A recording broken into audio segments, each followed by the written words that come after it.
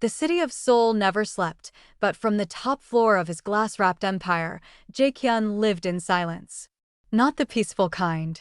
The controlled kind. Everything in his penthouse was curated, polished marble, muted lighting, art worth more than most companies. It reflected who he was, calculated, untouchable, precise. He had built dominance the traditional way: money, strategy, leverage. And yet, tonight, something felt off. The first thing Jae-hyun Kang heard when he stepped off the elevator that night was the sound of a gunshot, not real, not yet, but the sharp crack of a glass hitting marble, and 3 of his bodyguards moving at once like they'd rehearsed it. His penthouse. His floor. And nobody had told him a thing. What happened? His voice was low. Controlled. The kind of voice that didn't need volume because the room already knew to go quiet. His head of security, a broad man named Shin, turned and cleared his throat. "A visitor, sir." She broke the glass. By accident. "She's been waiting 40 minutes. Jae-hyun's eyes moved slowly to the sitting area. And there she was. She was standing, not sitting, because she had clearly decided that sitting in a room she hadn't been invited into was a concession she wasn't willing to make. Her coat was black, her posture unbothered, and her eyes, the moment they found his, did not drop. Not even a little. He had been in enough rooms with enough powerful people to know that the ones who held eye contact longest were either dangerous or desperate. And this woman looked nothing close to desperate. "You broke my glass," he said. "Your assistant startled me," she replied. "I'll replace it. It's Murano. Then I'll replace it with something better." She tilted her head slightly. "My name is Amara Osei. I'm here because I have something worth your time, and I'd rather tell you to your face than have it filtered through 3 assistants and a legal team." Jae-hyun studied her for a long moment. The city pulsed behind him through 40 feet of glass. He had turned away investors with Harvard credentials and government backing. He had made men with more connections than God wait 3 weeks for a meeting. And yet something about the stillness of this woman, the way she stood in his space, like she had already calculated every exit and decided she didn't need one, made him pull out a chair and sit down. "You have 10 minutes, he said. She smiled. "I'll only need 7. She used 9. And by the 8th minute, Jae-hyun had stopped looking at his watch. What she laid out was elegant in the way that only truly dangerous things are elegant, clean on the surface, with depths that took time to reveal themselves. A shipping logistics corridor through 3 Southeast Asian ports that nobody had yet consolidated. Permits already filed. Local governments already softened. Projected returns that were, by conservative estimate, extraordinary. "Who else has seen this?" he asked. 2 people, she said. "One passed.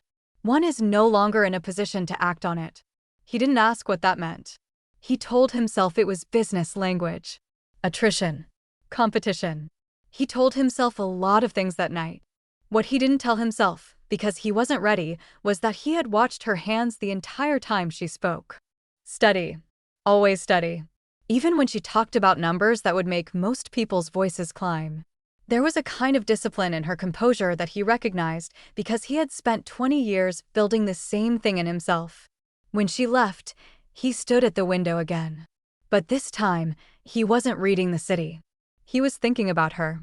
If you are watching this and you already feel something is off about this woman, drop a comment below and tell me what you think she's hiding, because I promise you, you are not ready for what's coming. He saw her again 4 days later. He hadn't arranged it.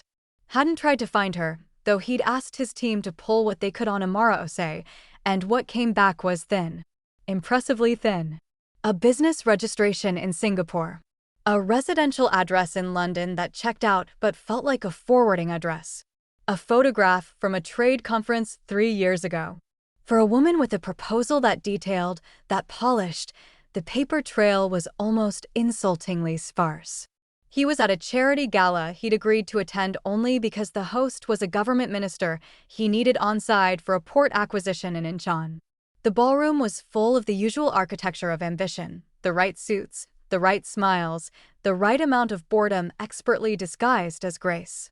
And then the crowd shifted, the way crowds do when something changes the air pressure of a room. She walked in wearing a red dress, her shoulders uncovered, her hair pulled up in a way that showed the line of her neck. She wasn't the most dressed-up woman there. She wasn't trying to be. She moved through the crowd the way water moves, finding the path of least resistance without ever seeming to slow down. She stopped here to say something in a man's ear. Stopped there to touch a woman's elbow and receive a look that was not gratitude but something closer to relief. Jae-Hyun watched from across the room with a glass of champagne he hadn't touched.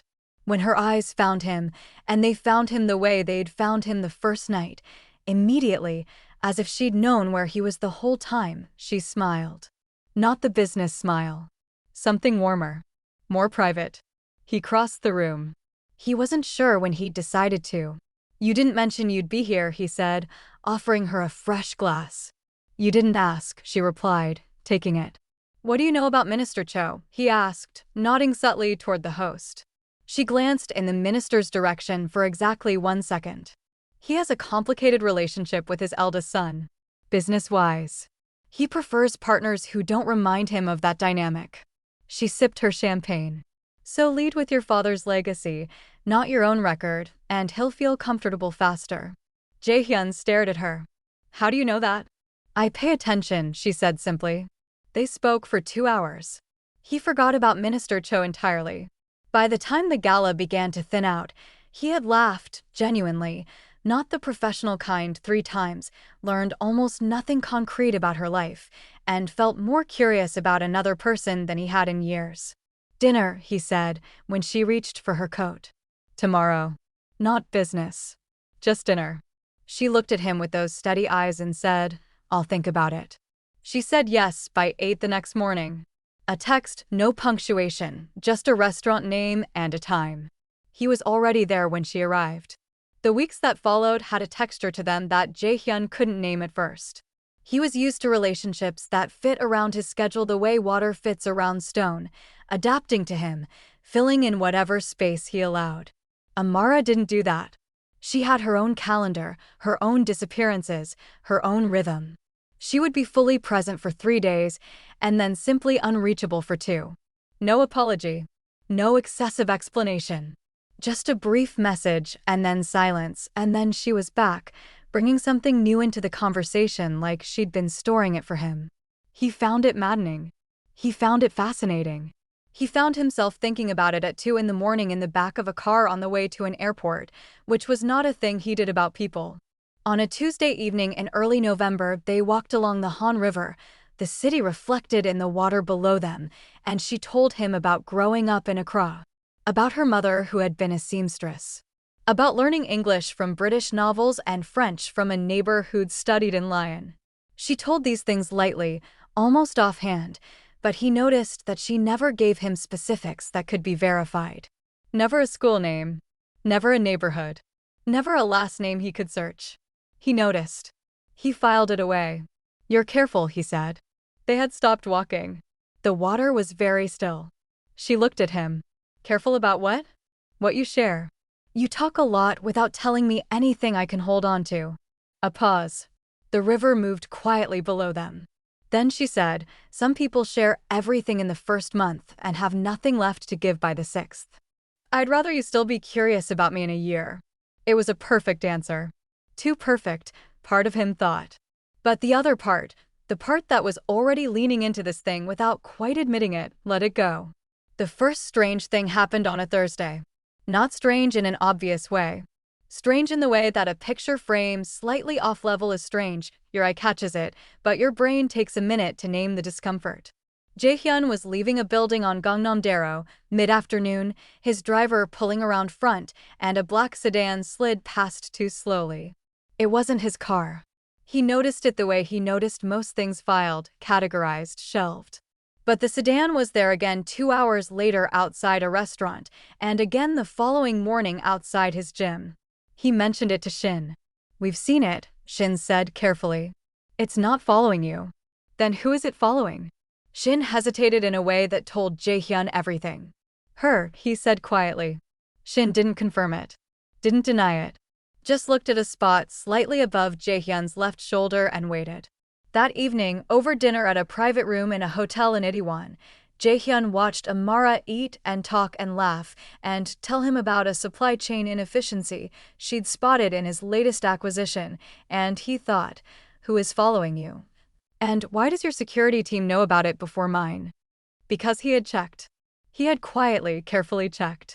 And Amara Osei did not have a registered security team in South Korea. Not under that name. Not under any variation of it. He said nothing. He smiled, refilled her glass, and filed it all away. Before we go further, if you haven't subscribed yet, hit that button right now, because what this man is about to find out is going to flip everything you think you know about this story. The second strange thing happened 11 days later, and this one was harder to rationalize. Park Dae-young, a mid-level corporate rival who had been making aggressive moves on a hotel portfolio that Jae-Hyun had been quietly building a case to acquire, simply stopped. Overnight, his legal team withdrew. His investors scattered.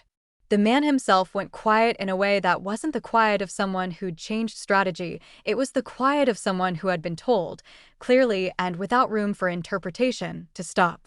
Jae-Hyun had not done this. He had been 2 weeks from being in a position to do it, and someone had beaten him to it. He sat with his legal team, and they went through it. Nobody could find the mechanism. No lawsuit. No scandal. No financial pressure point that had been publicly squeezed. Park Dae-young had simply, quietly, and thoroughly retreated.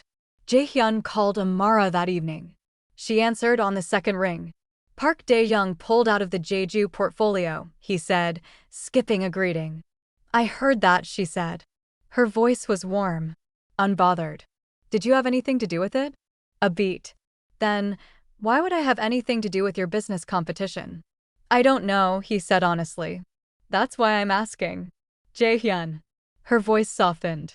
"Park Dae-young has enemies that predate you by a decade. Sometimes things fall your way. Enjoy the position." She redirected the conversation with the ease of someone who had done it 1,000 times, and by the end of the call he was laughing about something else entirely, and the question had not been answered. He noticed that too.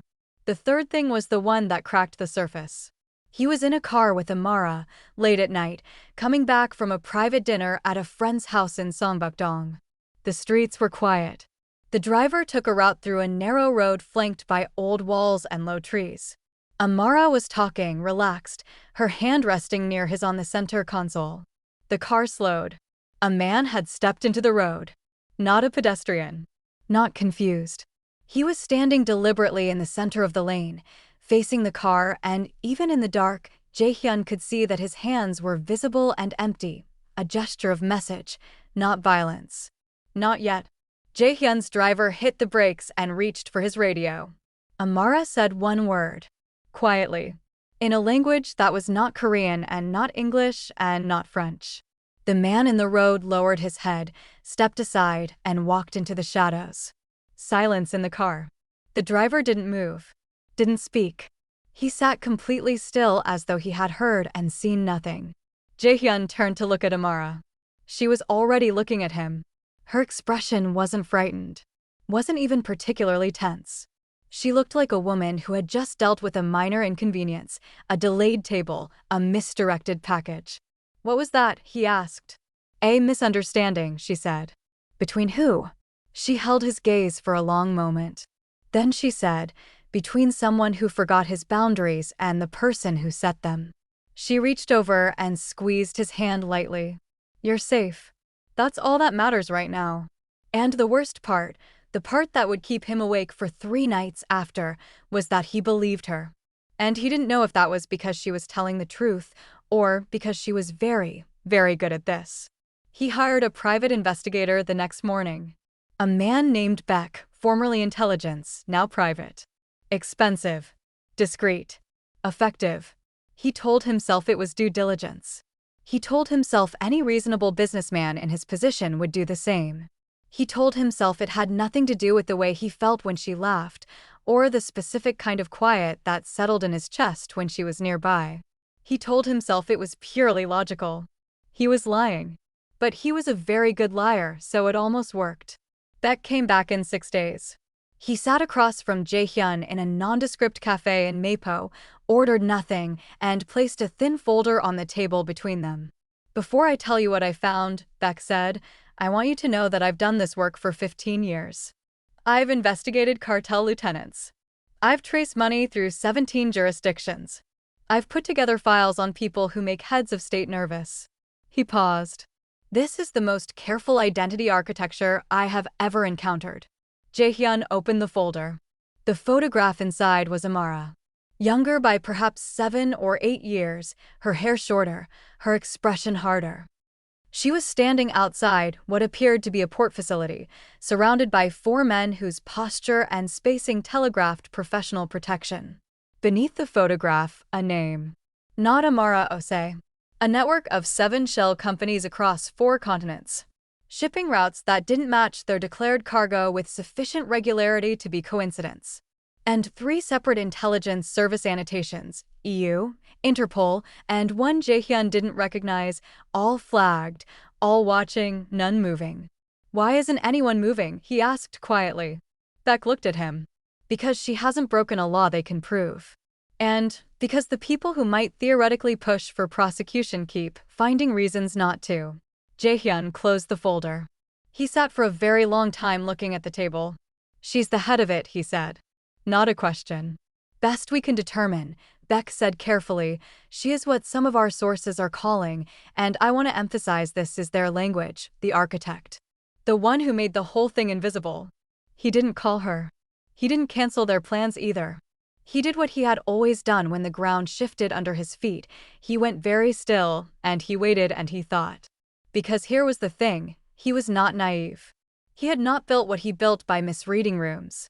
And looking back now with the folder open in his mind, it all cohered with a terrible, elegant logic.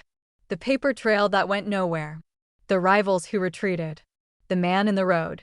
The way every room she walked into rearranged itself around her before anyone had consciously decided to rearrange. The security she didn't officially have but clearly, evidently, absolutely had.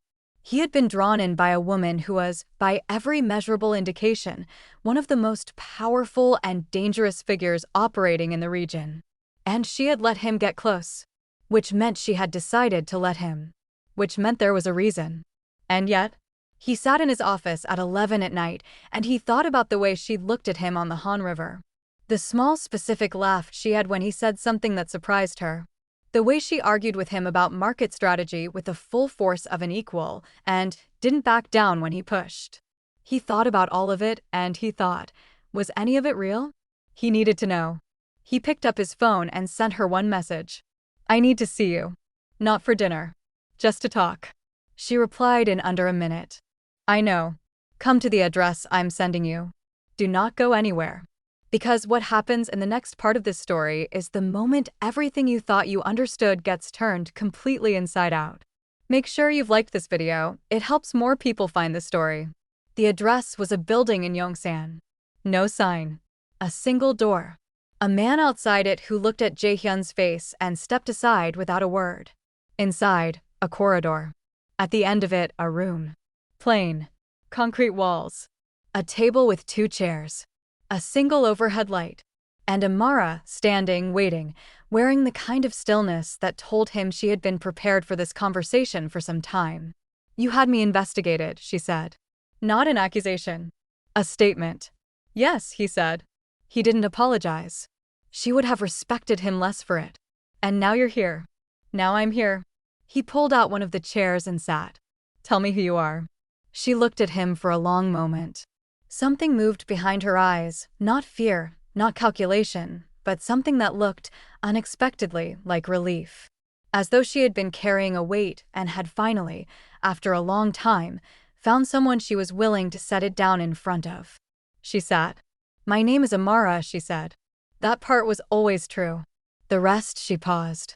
The rest is complicated in ways that don't have a clean version. I don't need a clean version. I need a real one. She was quiet for a moment, and then she began to talk. And for the next hour, Jae-Hyun sat completely still and listened to a story that was not what he had expected. Not a rise of a villain story. Not a power for power's sake story. It was a story about a 22-year-old woman in Accra who had watched a shipping empire built by her father, a legitimate, Hard-won business, dismantled by men with connections she didn't have, through mechanisms she didn't understand at the time.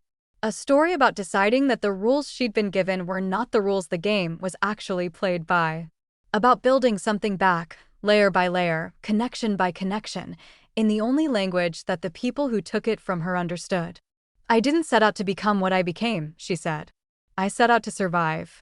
And then I set out to win." And eventually, she stopped. Eventually, the structure you build to protect yourself becomes the structure you live in. "The people who work for you," Jae-Hyun said. "They follow you because they're afraid of you." "Some of them," she said. "Some of them follow me because I'm the only person who ever gave them a reason to." And Park Dae-yeon? A pause. "He was going to hurt you. Not through the portfolio." The portfolio was the surface. There were other intentions there that your team hadn't uncovered yet. She looked at him directly. "I made sure they didn't get to unfold." He sat with that for a long moment. The overhead light hummed very quietly. "Why?" he asked finally. She didn't look away. "You know why." And he did. He knew. And it didn't make anything simpler, not a single piece of it, but it made it real in a way he couldn't dismiss. "I'm a billionaire with a target profile," he said, his voice careful. "Associating with you puts me in certain crosshairs." "Yes. And not associating with you at this point puts you in others," she finished. "Yes. I know. I thought about that. I thought about it before I knocked on your door the first night. I thought about whether it was right to walk into your life. And?" She looked at him steadily. "And I decided that I'd rather walk in honestly than keep watching from the outside." He breathed out slowly. The city was out there somewhere, doing what the city always did, burning and honking and spinning and not caring. Up here in this stripped back room there was just the two of them and a truth that was complex and sharp-edged and, against every reasonable instinct he had, something that felt like the most honest conversation he'd had in years. "I have conditions," he said. She raised an eyebrow. Not surprised. Maybe slightly impressed. "There are parts of what you run that I will not be adjacent to. I won't pretend I don't know, and I won't pretend it doesn't exist, but there are lines I need you to understand I won't cross." "All right. And I need honesty. Not the polished version. Real." "That," she said, and something shifted in her expression, something that was not quite a smile, but was close to one, and was entirely genuine. "I can do." They did not become simple. Nothing about what followed was simple. He knew that going in, and knowing it didn't make it easier, only more navigable. There were nights when his phone rang at 2 in the morning, and she was already on a plane to somewhere she couldn't name. There were meetings he sat through where he had to not think about who was running parallel operations in the same city. There were moments when he caught himself watching her across a restaurant or a conference room and thinking about the distance between who she presented to the world and who she had shown him in that concrete room, and marveling that somehow those two people were not in conflict, they were just different surfaces of the same person. His team sensed the change in him. Shin, his head of security, adapted without comment. There was a quiet renegotiation of what they watched for and what they let through, and it was handled with the kind of professional discretion that meant nobody asked questions they didn't need answered. His board noticed he was different. Sharper in some meetings, more distracted in others. One of his oldest business partners, a man named Yu, took him to lunch one afternoon and said plainly, "You're either in love or in trouble." Jae-Hyun smiled into his drink. "Both, I think." Yu leaned back and studied him. "Is she worth it?" And Jae-Hyun thought about that for a real moment, not the automatic answer, the considered one, before saying, "She's the only person I've met in 15 years who makes me feel like the game isn't over." Yu looked at him for a long time. Then he said, "Then don't lose." But here is where the story turns. Because every good story has a turn, and this one has been waiting. There was a man in Jae-Hyun's world named Cheon Sungmin. On paper, Cheon was a senior advisor, a man who had been with the Kang organization for 11 years, who knew its architecture the way a builder knows the bones of a house he constructed. Loyal, reliable, uncontroversial. The kind of man nobody watches because watching him never seemed to yield anything interesting. He was the most dangerous kind of enemy. Cheon had, over the course of 7 months, been quietly positioning pieces on a board that neither Jae-Hyun nor Amara had fully mapped. He had identified, almost from the beginning, who Amara was. Not through Beck's methods, through older channels, older favors, a name spoken once in a port in Busan 3 years before she ever walked into Jae-Hyun's penthouse. He had known. And he had said nothing. He had said nothing because knowing was useful. Knowing and waiting and allowing a relationship to deepen, that was the tool. Not Amara herself. The leverage that came from Amara. From the moment Jae-kyun Kang's name became professionally and personally entangled with someone who 3 intelligence services were quietly circling, anyone with the right documents could make it look like whatever they needed it to look like. Jae-hyun had been building a case. Not to take it to law enforcement, that was never the goal. The goal was a boardroom. A vote. A quiet coup dressed up as a governance concern. Jae-hyun had 3 board members who had been uneasy about his recent decision-making and would tip with the right push. Jae-hyun had been the right push for 6 months, patient as water through stone. He moved in the 2nd week of December. An anonymous disclosure. Documents suggesting that Kang Group holding entities had financially interfaced, indirectly, but traceable, with 2 of Amara's shell companies. The documents were partially fabricated, but only partially. The real threads were real.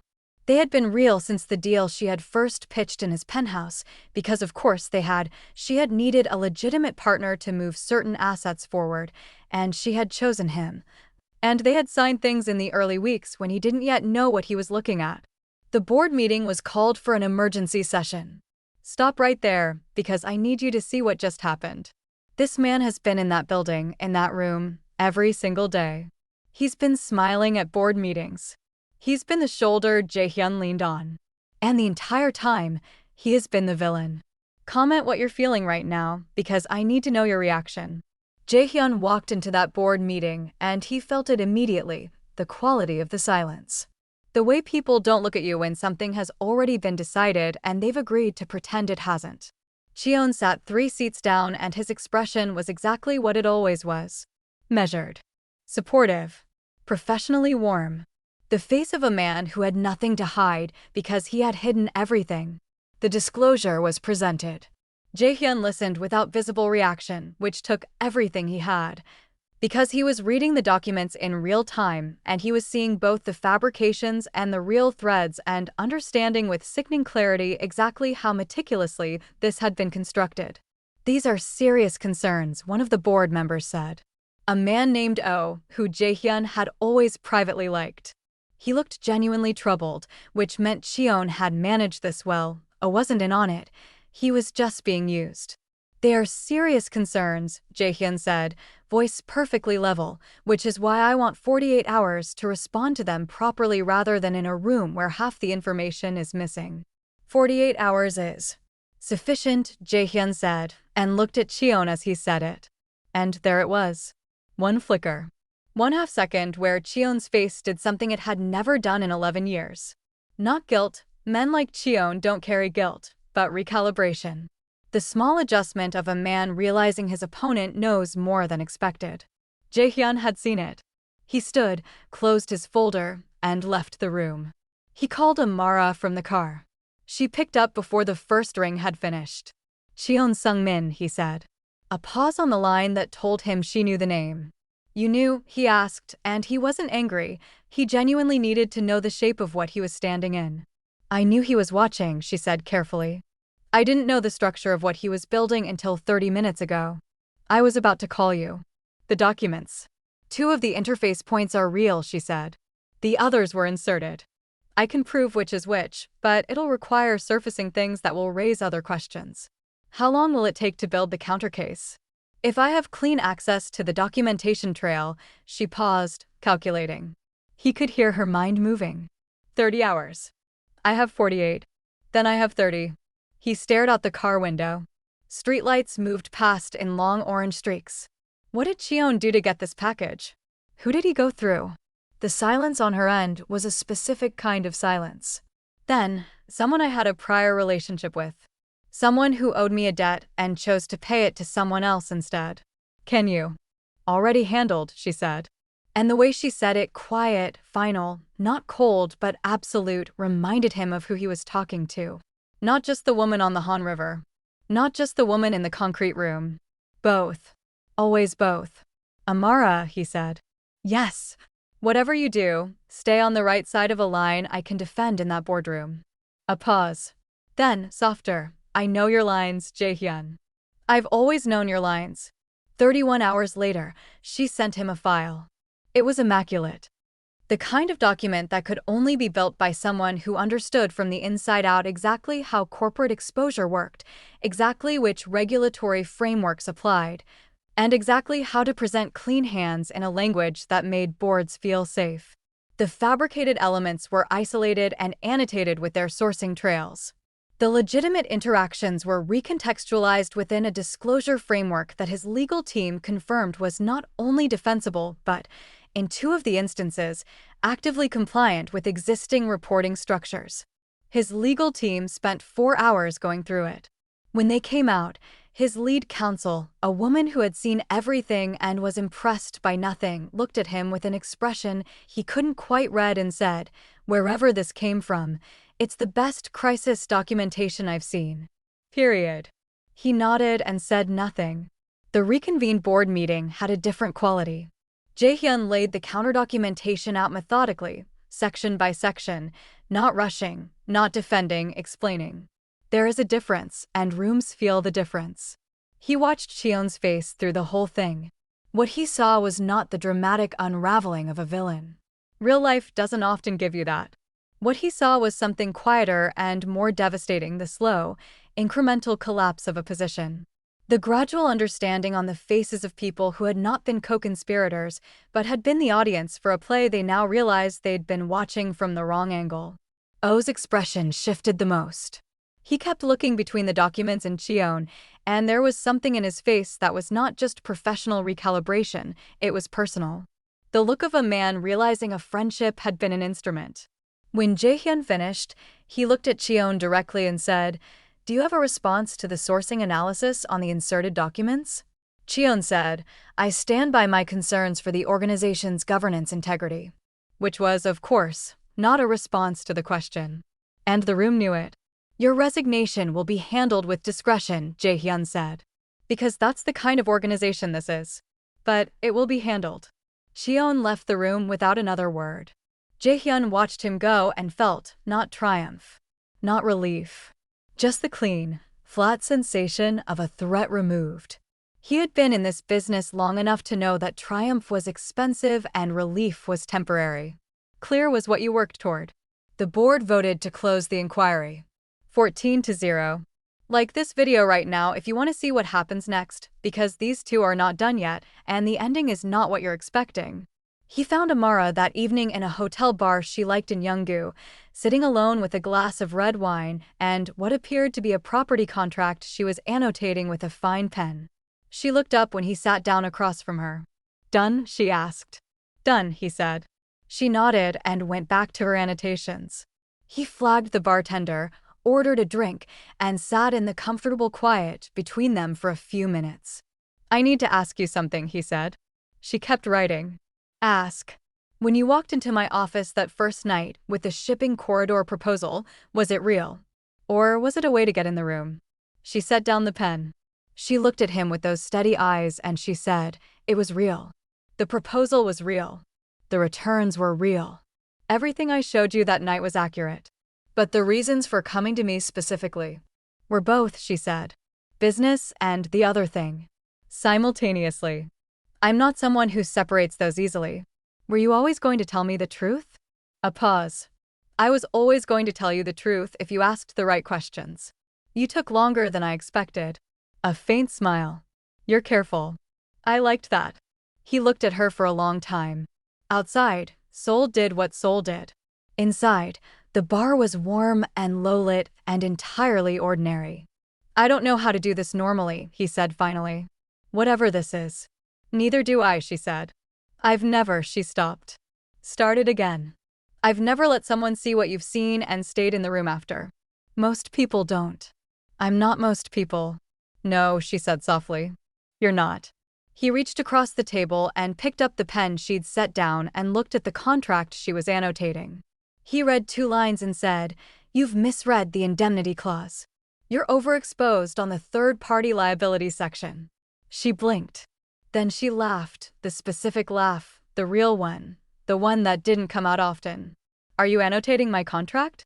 "You annotate mine all the time." "That's different." "How?" She shook her head, still half laughing, and took the pen back. "Insufferable," she said. "You like it," he said. She looked at him over the paper and didn't deny it.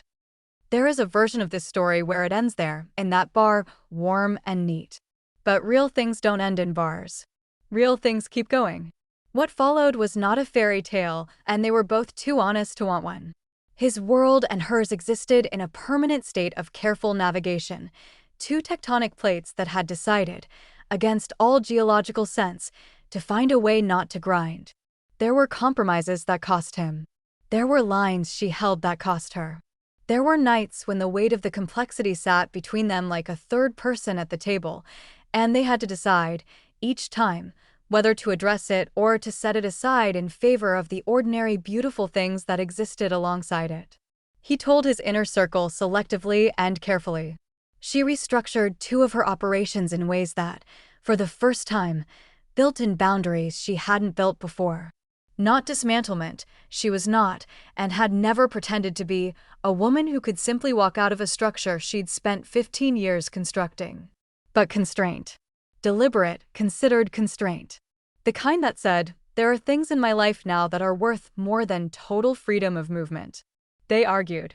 About his stubbornness around risk disclosure. About her refusal to involve him in decisions that affected his security. About the asymmetry of information that she maintained by habit even when it was no longer strategically necessary. He was not easy. She was not easy. Two people who had each spent years being the smartest and most capable person in every room they walked into had to learn, repeatedly, how to not treat each other like territory. But here is what was also true. He had never been more awake. Not in 20 years of building an empire, not in all the nights staring at Seoul from above.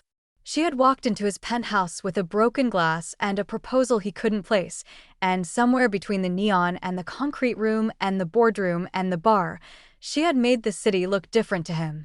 Not smaller. Bigger. Like there was more of it he hadn't seen yet.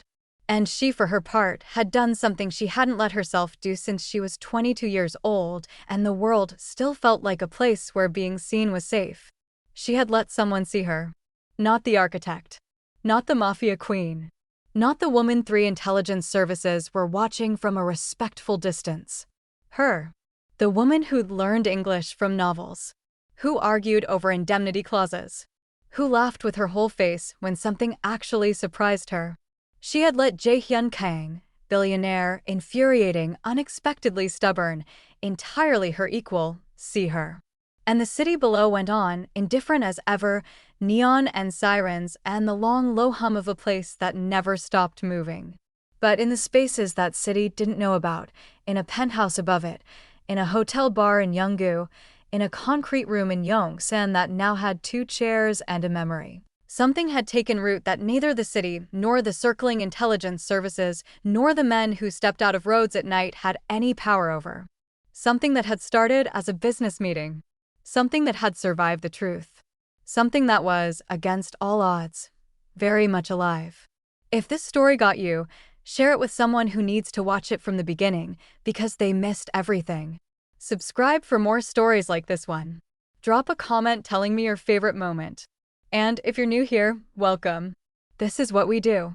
We tell stories that make you feel something real. See you in the next one.